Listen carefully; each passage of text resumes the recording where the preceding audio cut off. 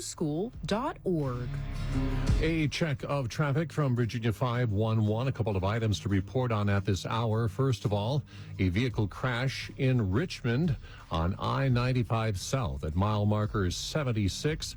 The south left shoulder left lane both closed and traffic backups are approximately 2 miles. Once again, that's the scene of a vehicle crash in Richmond on I-95 South at mile marker 76. And then crews continue to work at the scene of another vehicle crash in Albemarle County on I-64 West at mile marker 111.4, where the west right shoulder is closed. Traffic backups there are approximately 3 miles. Again, that's the scene of a vehicle crash in Albemarle County, I-64 West at mile marker 111.4. Thanks so much for being with us on this Tuesday evening for All Things Considered on listener-supported public radio, Radio IQ.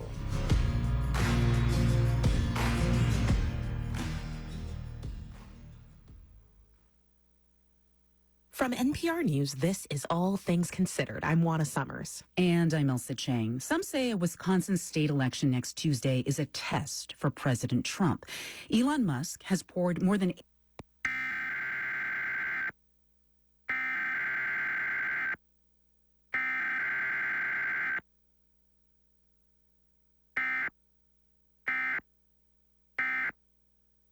WM brings us more. It's a race for a single seat on the Wisconsin Supreme Court that has raised as much as $100 million. It's likely the most expensive state Supreme Court election in the country's history.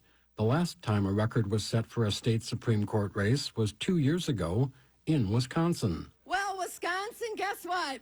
We did it! We did it! Winning candidate Janet Protasewicz celebrated on election night in 2023 after giving liberals a court majority for the first time since 2008. Now that another liberal justice on the nonpartisan court is retiring, Republicans are again making a play for control. Elon Musk-funded ads take aim at the Democrats' favored Supreme Court candidate, Dane County Circuit Judge Susan Crawford. That was Crawford's choice. One commercial argues Crawford gave a light sentence to a man who sexually assaulted a child. Another dangerous decision from Susan Crawford, putting all our kids at risk. She's just wrong for Wisconsin. Crawford defends her decisions for those found guilty and says what's out of place in Wisconsin are Musk's Political Action Committee's efforts to turn out voters for her opponent, Waukesha County Circuit Judge Brad Schimmel. The Musk PACs are distributing flyers that say protect the Trump agenda with Brad Schimmel. That's obviously a very partisan message, and it's not what the Wisconsin Supreme Court is for. Musk has claimed his top concern is that if Crawford is elected, the liberal state court would redistrict 2 Wisconsin House seats to give Democrats a chance to win the chamber in 2026. Musk said that this past weekend when he welcomed Schimmel on his social media platform, X. And then we won't be able to get through the changes that the American people want. Democratic House Leader Hakeem Jeffries also said this week that the Wisconsin contest is important for House redistricting. But Crawford says she hasn't made any promises on redrawing congressional lines. Also over the weekend, President Trump endorsed Schimmel. The conservative judge told reporters he made no promises in return. Absolutely nothing. He called me, and he knows about the race, and he knows that it's important that we have the rule of law in Wisconsin. Crawford is also getting help from well-known billionaires, including George Soros and Illinois Governor J.B. Pritzker. Her campaign says she alone has raised more than $26 million since entering the race, an amount they say is more than any other judicial race in American history. And Wisconsin Democratic Party Chair Ben Wickler has been holding something he calls People versus Musk town halls. The world's richest man, not content to be running the federal government, is also trying to buy our state Supreme Court. After this town hall, Deb Kohler, who calls herself an independent voter from a mostly Republican family, criticized Musk's cuts to the federal government. You need to go in and do analysis. In corporate America, you just don't fire a whole generation of people. Think of it. There is some indication that all the out-of-state spending is wearing on Wisconsin voters. At one Republican rally, Mike Miller said as much. Personally, I think it's gotten out of hand on both sides. But Miller says he's still voting for Schimmel in the nonpartisan race for the Wisconsin Supreme Court. For NPR News, I'm Chuck Quirmbach in Milwaukee. By now, millions of Americans have spit into a tube and sent it to 23andMe for a detailed DNA analysis. But the California biotech company struggled for years to overcome the fact that many of them were one-and-done customers. Now, 23andMe is filing for bankruptcy with the goal of finding a buyer, and that has raised questions about what could happen to the sensitive information of its more than 15 million users. John Verdi is Senior Vice President for Policy at the Future of Privacy Forum, and he joins me now to talk about all of it. Welcome. Thanks so much for having me. So, John, if you could just start by laying out exactly what this bankruptcy filing means for users. What kinds of laws protect the types of data that we're talking about here?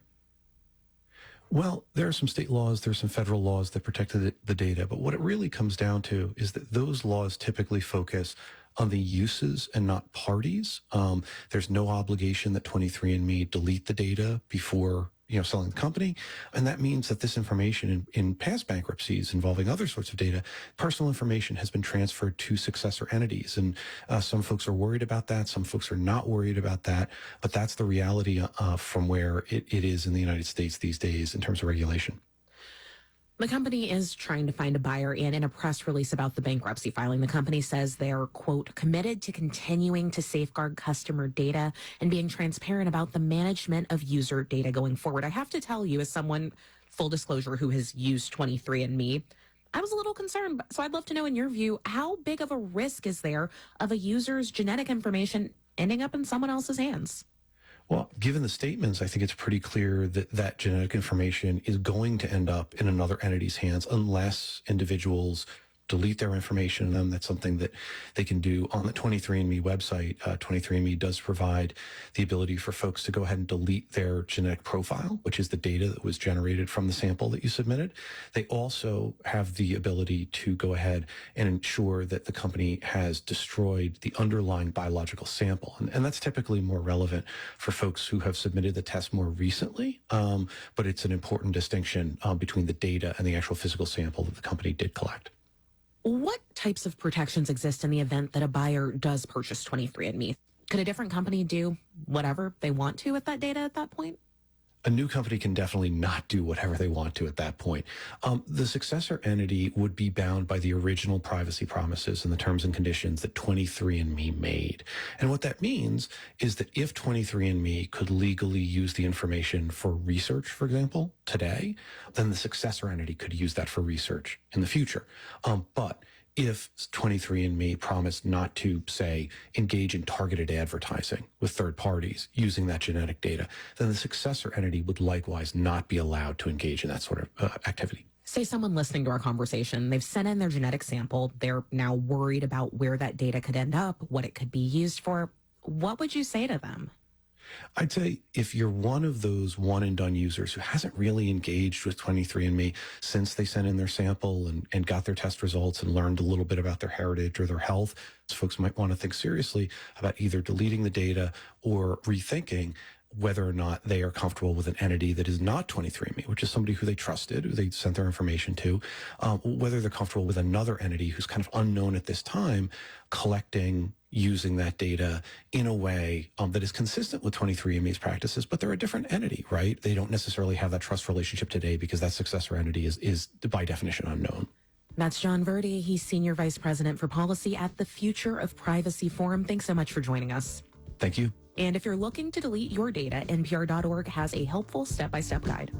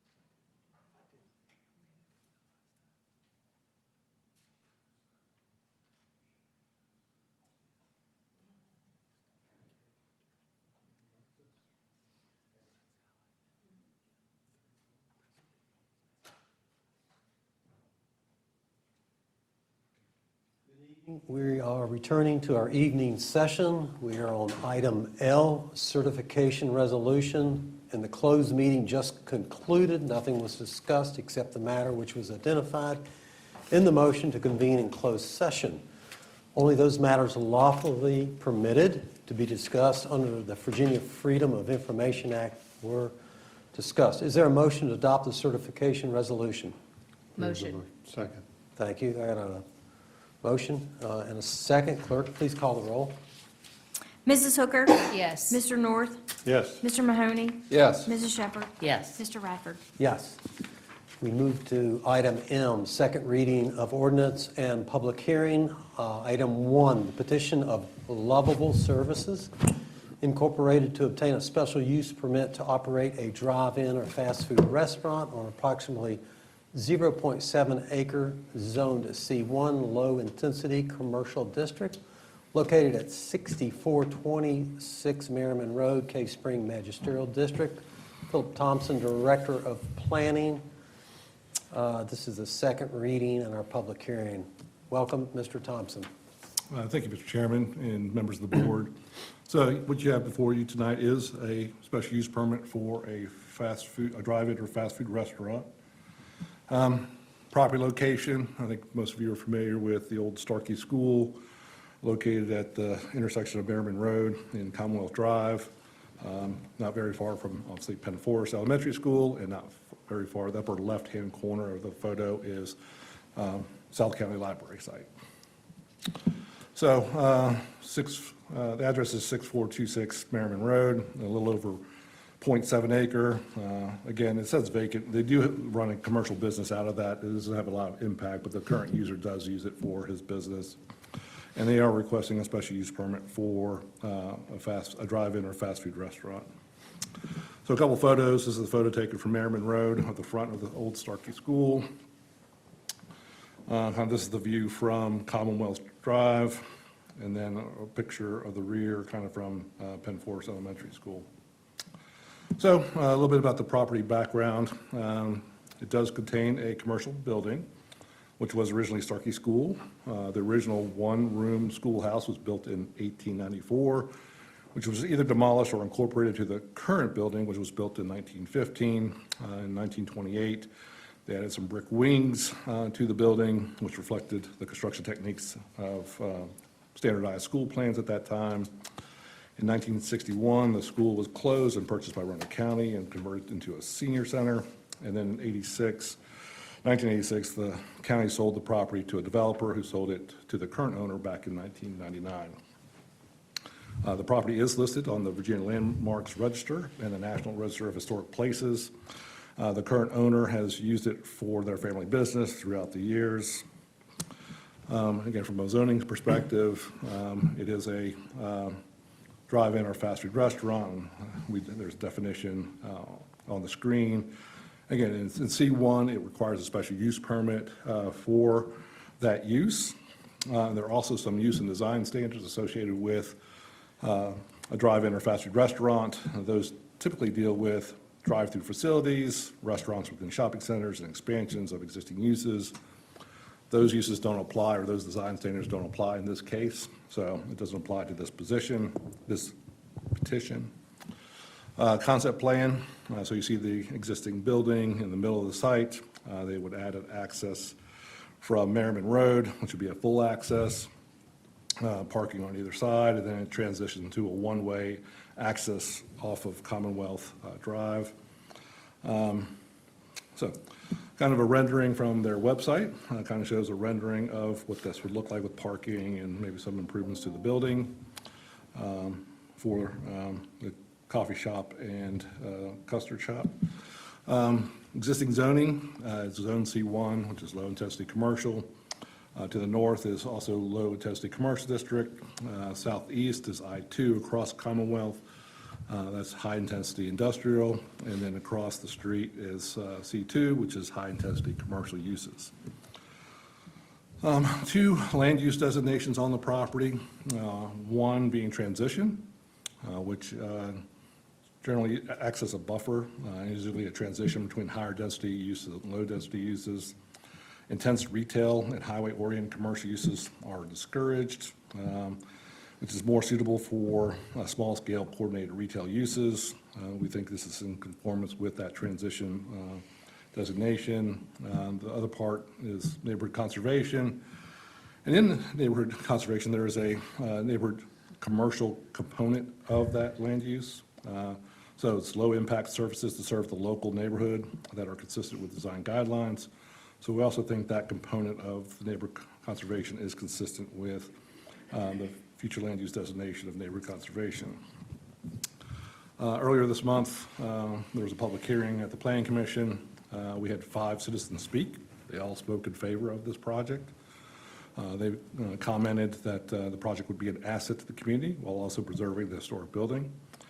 Planning Commission discussed the comprehensive workforce training program, that the applicant's current space is leased in the city of Roanoke, the number of employees, floodplain issues, parking and site development regulations, that it would be an adaptive reuse of a historic building, and that most of the improvements would be interior renovations to the building, not necessarily on the site. They talked about the surrounding zoning and land uses and the future land use designations, and then how the project would add value to the community. So, the Planning Commission recommends approval of the fast food or drive-in restaurant with the following condition, and that's consistency with their concept plan that's provided in the application. So, with that, I'll take any questions that you may have. Okay. Are there any questions for Mr. Thompson on this petition? Yes, sir. All right, that was quick, Mr. Thompson. I invite the representatives for the petitioners, if they'd like to speak, they can.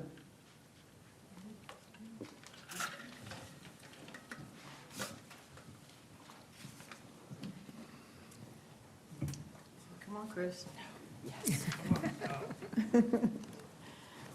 Hi, I'm Beth Woodrum, and this is my son, Chris Woodrum. He is the inspiration to everything that we do. I am the founder of Love Able Services and Chris's Coffee and Custard. When Chris was born, I always knew that God put the children and the families that they're supposed to be put into. And when he was born, I thought, we've got a special purpose. I don't know what that is, but when he started into high school and they started doing job training out in the community, and he started doing some work at different places, and it started me thinking, how could I help our young adults with special abilities in this community to be able to increase their abilities, their communication skills, and vocational skills, and be able to help them, offer them jobs in the community where they don't have a whole lot of opportunities. And so I thought, after high school, what can we do? You can smile. Okay. And so it just got me thinking, and I thought, what can I do? And so I thought, I can do something for them. And I came home and I told my husband, I said, what I wanted to do. I said, I want to develop a comprehensive workforce training program. But I also, because when young adults with special abilities go through training, there's also another hurdle where they're not always able to have employment after they do the training. So I wanted to do a combination of comprehensive workforce training program and then also a job site where if we have the job that matches their skill set, then we could offer a job for them.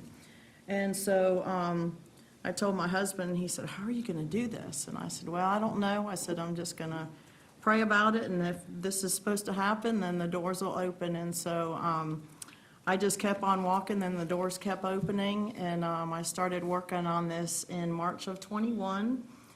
We opened in March of 17, I started working on it.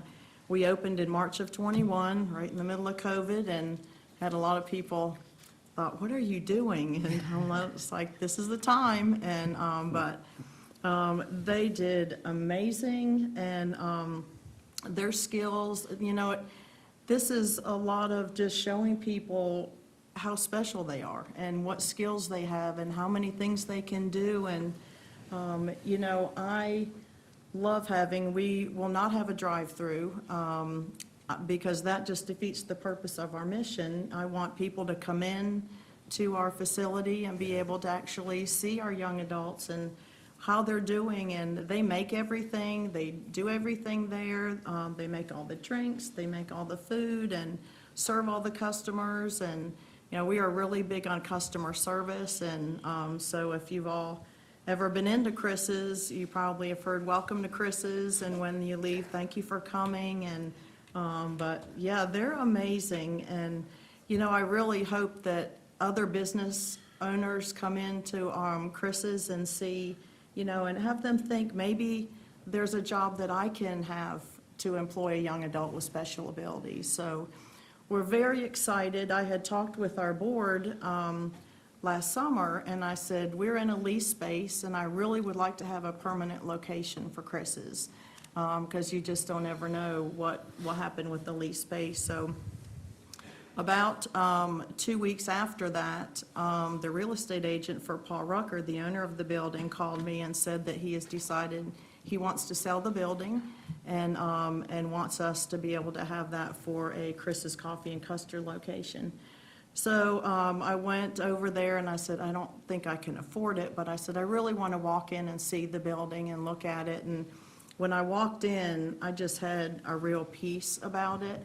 Kind of like I did when I first walked in the facility where we are now, and I told my husband, I said, I just feel like this is where we're supposed to be, and he said again, how are you going to do that? And I said, I don't know, but we're going to do phase 2, I believe. So we are very excited about being able to expand our mission, be able to help and make a deeper impact for the young adults with special abilities.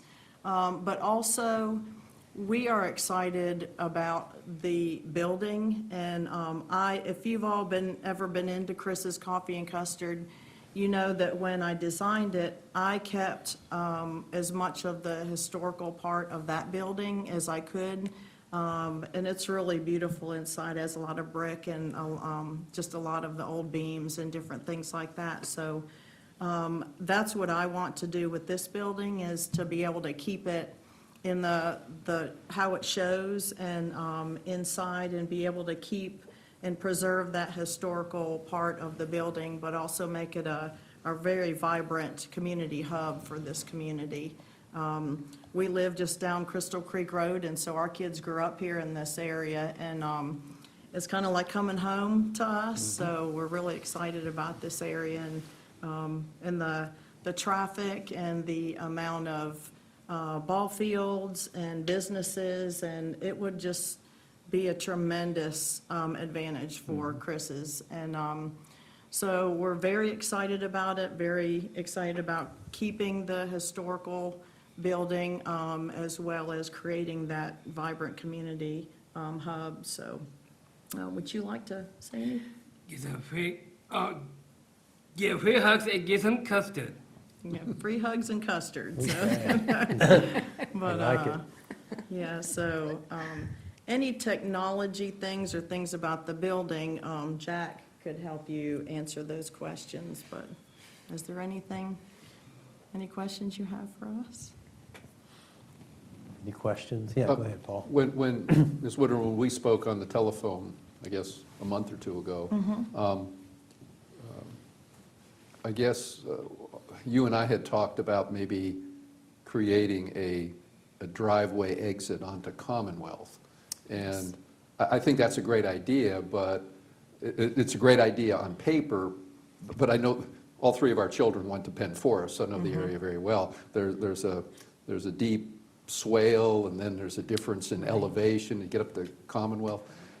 Is that something that's still within your budget? I know you have a lot of other issues you have to address with floodplain and the renovations inside. Can you still do that, or do you think that the budget just won't support that alternative way out? Yes, no, it will. Did you want to address that? Sure. Anything, Jack? We are looking at some alternatives for that side, considering where it is relative to the floodplain. What is your name? I'm sorry. Jack Ellenwood with Parker Design Group. Thank you. Thank you.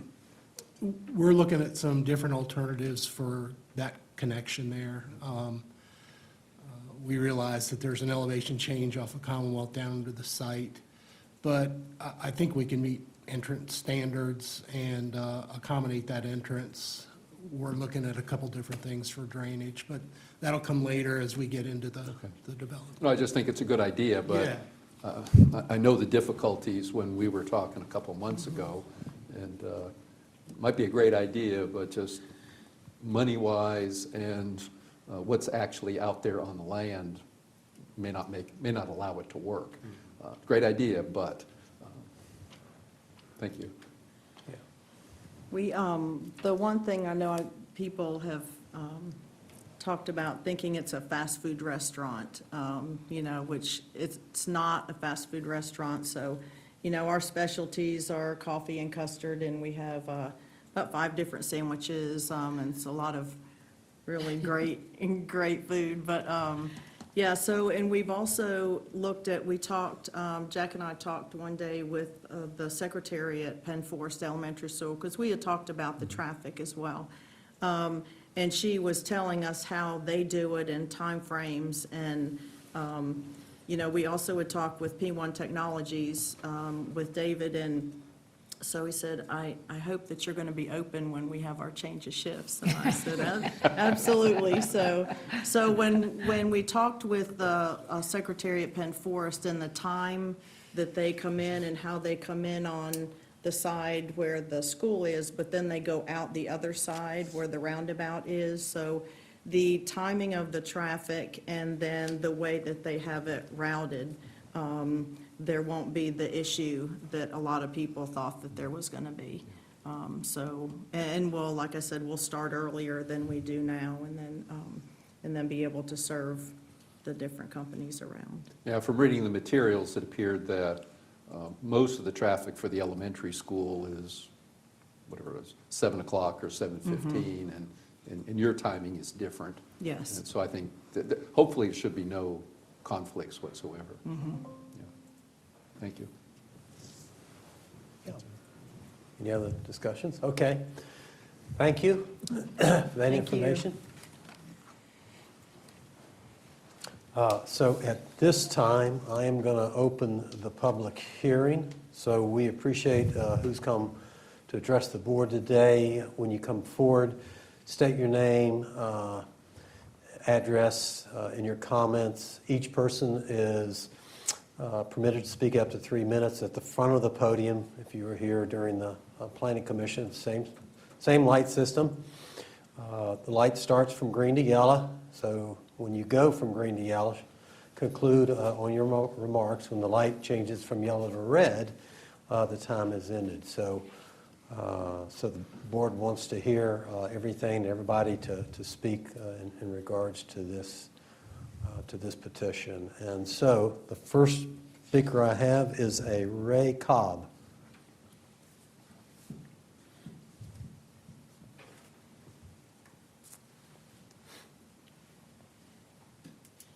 Good evening. My name is Ray Cobb. I live at 5444 The Peaks Drive in Roanoke, just inside the city-county line there. As a retired 30-year banker, I think I recognize a good deal when I see one. This is one of those. I'm speaking obviously in favor of the petition for livable services. There are very few considerations by this board to vote on that are win-win for all.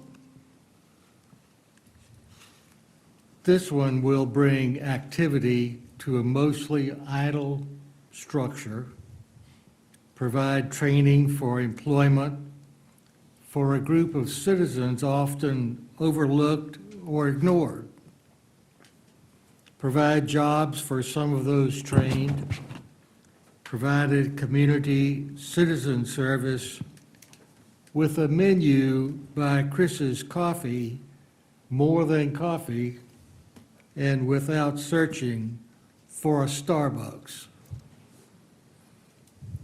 There are many other positive attributes my time won't allow me to enumerate. So finally, I'm certain you will recognize this as a value added for Roanoke County as you cast your vote in favor of Lovable Services. Thank you. Thank you, Mr. Cobb. Next speaker I have signed up is Steve Guthrie.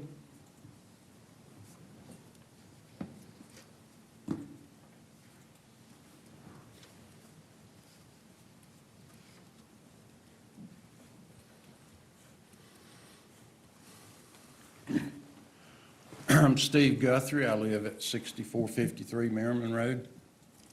My parents, myself, were born in Starkey. Starkey has lost its identity over the years. We're either thought of as Cave Spring or Penn Forest, or Starkey Road ends up at the soccer parks. But nobody remembers much about Starkey, but the old Starkey School is special. My parents went to school there. I went to school there. And to have that building be used for the intent and purposes stated here tonight is awesome, and would not only add value to our community, but would give another chapter to the old school. Thank you. Hey. Thank you. Thank you, Mr. Guthrie. Next speaker I have is Carl Kempa.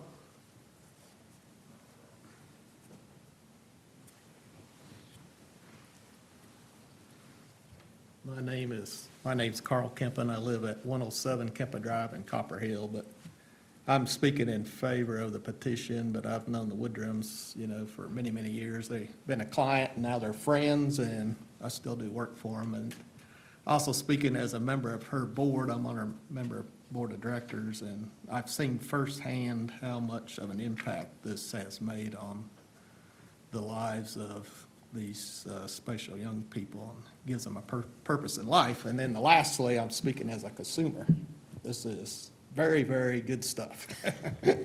If you've never had it, I would urge you to do it. So, and I think, I'll echo what Ray Cobbs, I think it was brought up in the last planning commission too, this is a value added, not just from a monetary standpoint, but just from a kind of a moral standpoint. It's going to be a very value added addition, I think, to Roanoke County. So thank you.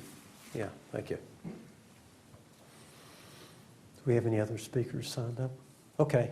With that being said, then I will close the public hearing, and I will entertain any more discussion or a motion. No discussion, but I'll be happy to make a motion. Any other board members want to say anything before I move? I do. Go. So have any of you all been to Chris's? Yeah, in the city, yes. I've been to it in the city too, and I happened to roam in there one day, and the first thing I did was meet Chris. And from that moment on, he knows exactly who I am whenever I see him out anywhere at all. And Phil may remember, we were at the Valentine's dance, and I got to dance with him at the Valentine's dance. So, but he doesn't refer to me as Tammy Shepherd. He refers to me as Hunter Shepherd's mom, which is perfectly fine. But I think what she's doing is absolutely amazing. I've been in there multiple times. The food is great. The service is great. The, I don't want to call them, the employees, that's what I'm looking for. They all work very hard. They're all being trained to be great customer service reps. And I feel like that this is just a huge added bonus to whatever community. And if you decide you want to expand beyond Cave Spring, we'll take you in Vinton. Yeah. That's all I've got. Okay, good stuff. I just, where's the custard? I wanted to taste some custard. Yeah. Yeah, go ahead. I'll just add one quick comment that all I have ever heard is wonderful things about Chris's custard. So look forward to being there. I'll tell you, I was at that same dance, Mr. Chairman, and I said, next to Fred Astaire, this young man's got some pretty good moves on the dance floor. I watched it. Okay. All right, and I'll make a comment before you make the motion, but Beth and Alan, you guys are first class, and this is awesome for Chris and other kids with special abilities. So love it all the way, and you'll do well. Thank you.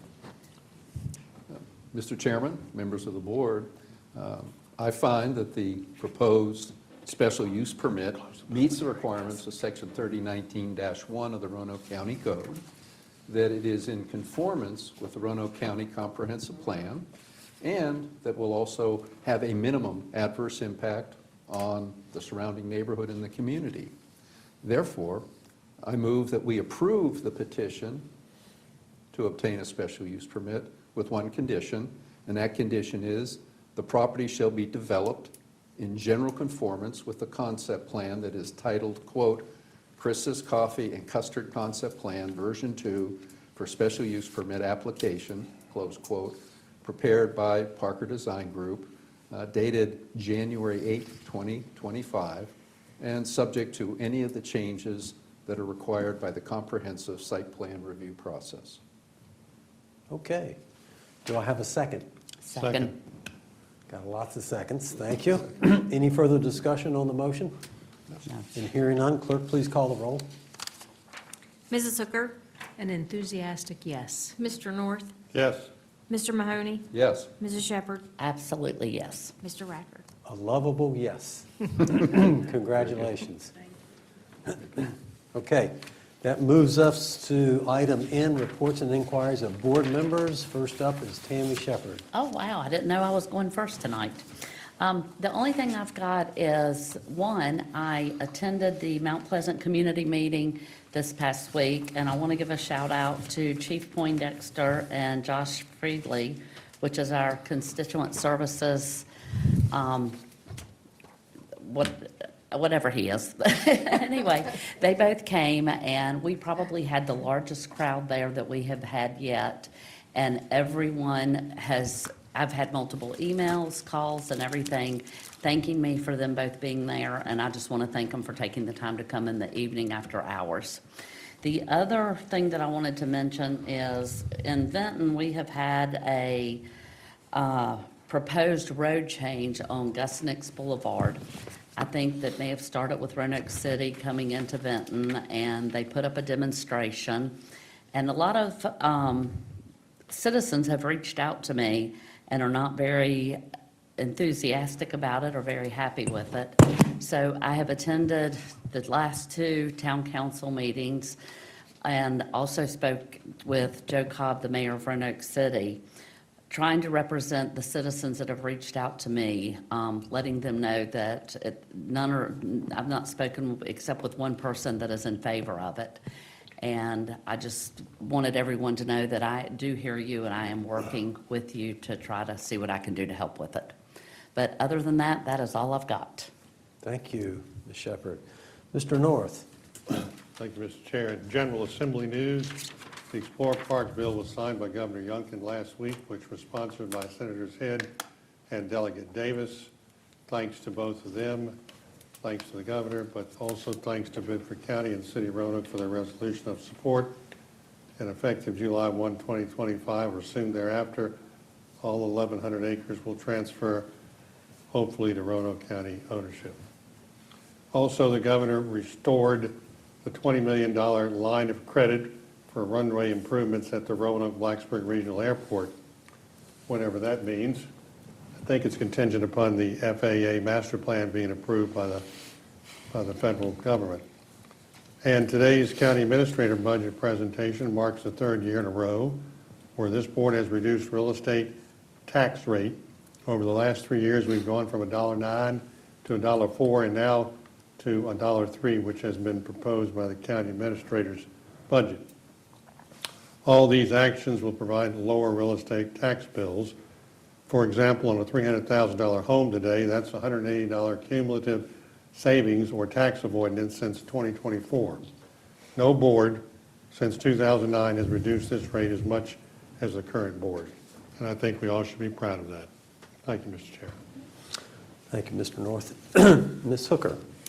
I just have a couple of things that I wanted to mention quickly, and one is that the Catawba District in particular, but Roanoke County has had a very active week this week with fires, and two really significant fires in the Catawba District, one off of 311 and one near Newport Road across the mountain. And I just want to give a shout out to our firefighters for what an incredibly fabulous job that they have done, and how they have really reassured the whole community on the great job that they do, and to keep us safe. And for families whose homes the fire was getting closer and closer to their homes. And so it was a really scary event for many citizens, and I just want to publicly thank them for their hard work, and for the foresight in how that we invest heavily in our public safety, in making sure that Roanoke County is well taken care of for events just like this.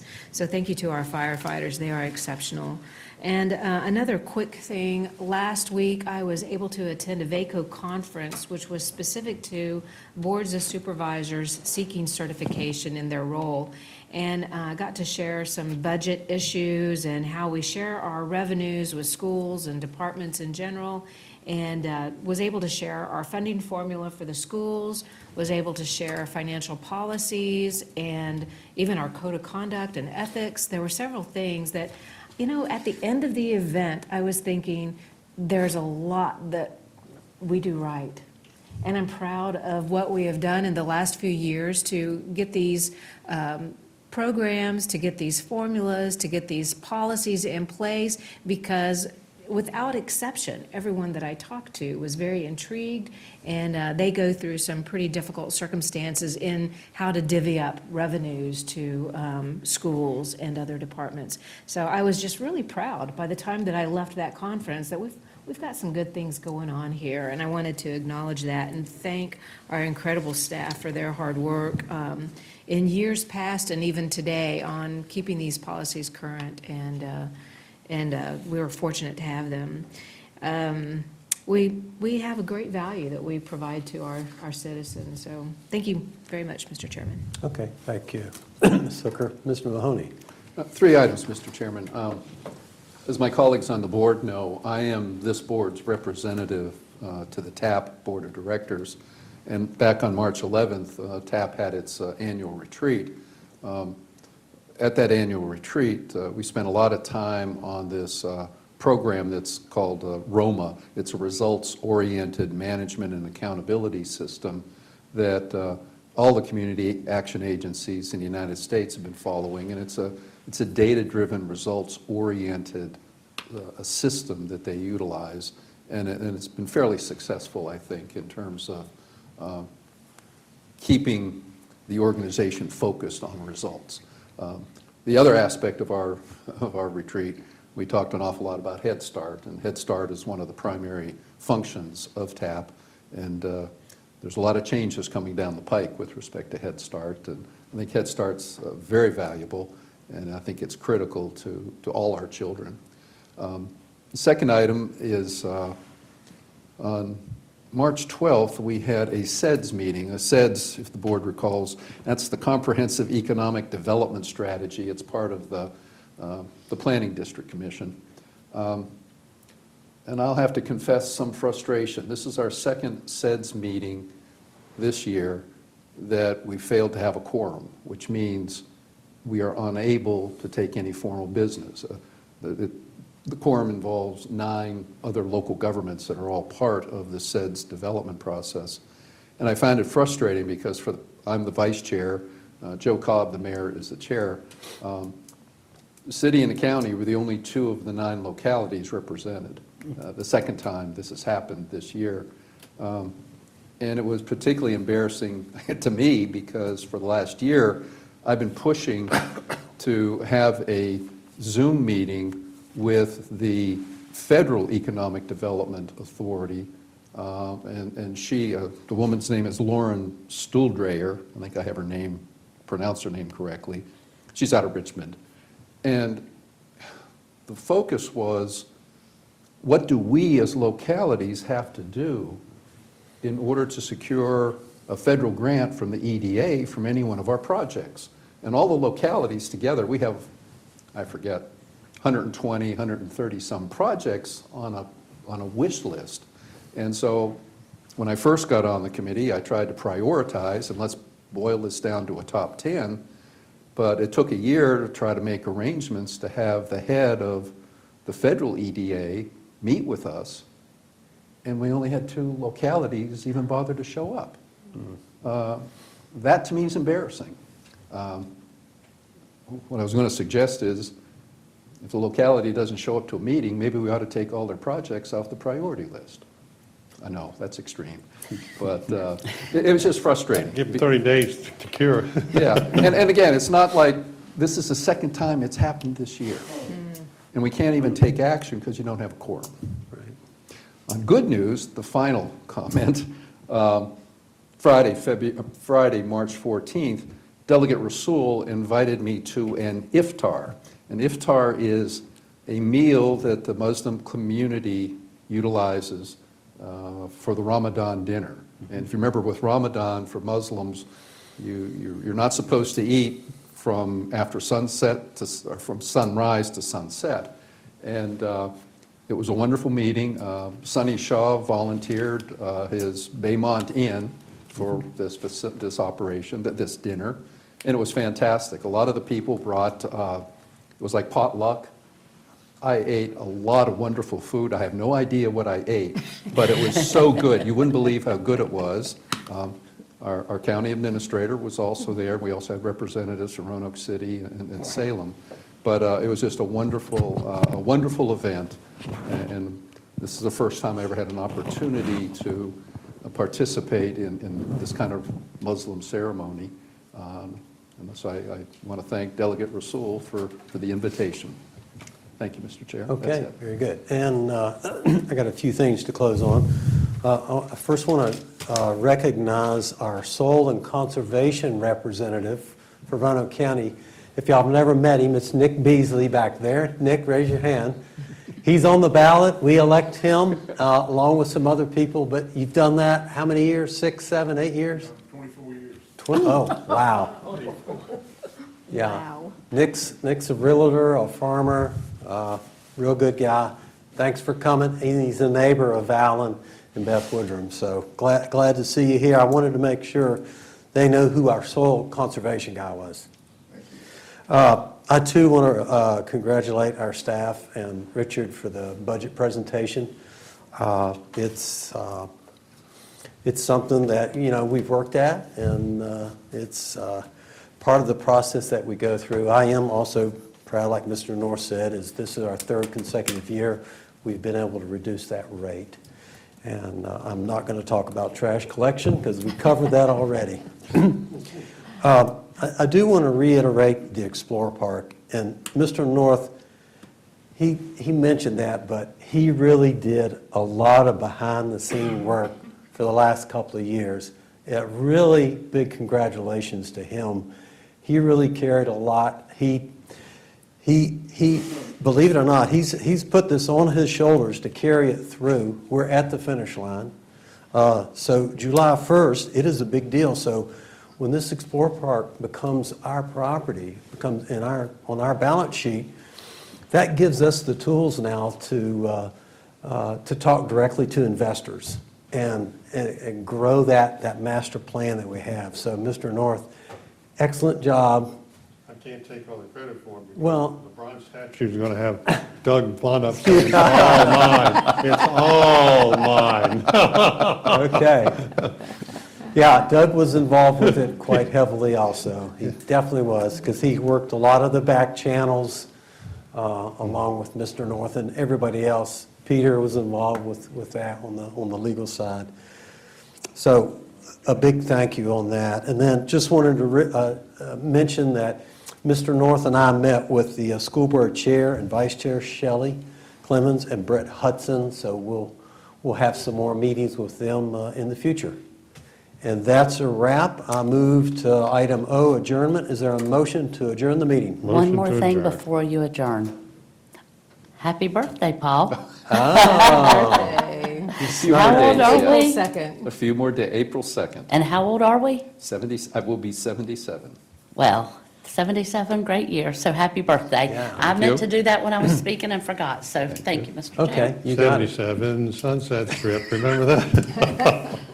Wow. Showing Okay, my age. I made the motion. we got a motion. Do we have a second? Second. All right, clerk, please call the roll. Mrs. Hooker? Yes. Mr. North? Yes. Mr. Mahoney? Yes. Mrs. Shepherd? Yes. Mr. Radford? Yes. Remember that. To talk about X, formerly Twitter. Of course, it's come under the control of Elon Musk. It's reaching tens of millions of monthly active users in the US, many more globally. And by the way, it's a place where information moves out algorithmically to the top of people's feeds, and that is controlled by said Trump fan Elon Musk. Right. That's huge. Can I just pause? I think it's worth just describing this. If you open up X, what used to be Twitter, under Elon Musk, and now in the era of Donald Trump,